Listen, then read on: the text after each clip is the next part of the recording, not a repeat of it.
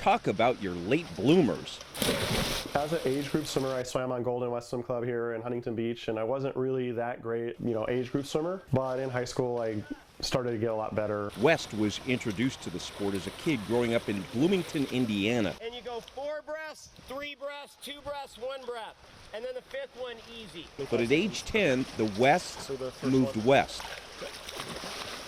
This is a man who was part of a national championship swim team at the University of Michigan.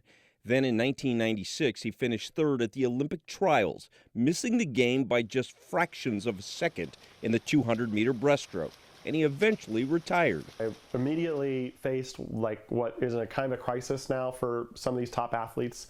I had that feeling of, you're so used to training all the time, and then I just had a desk job. The stress of owning his own software business was taking its toll.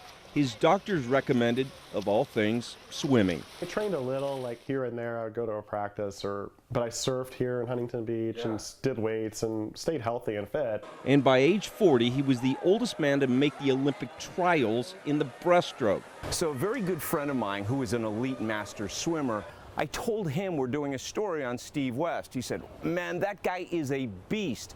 So how do you get so good in your late 40s?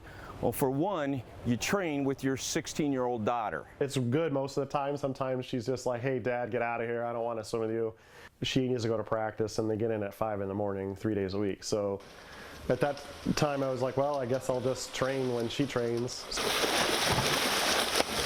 Today, this 47-year-old is the Michael Phelps of master swimming, at least in the breaststroke as it relates to world records. How many Masters world records do you have? I don't know. I don't count them anymore. I don't know that I look at it like that, like, oh, I'm so proud of a record here and there. I'm just challenging myself against my own times generally. Steve West has never met a challenge he doesn't face head on. Kurt Sandoval, ABC 7 Eyewitness News.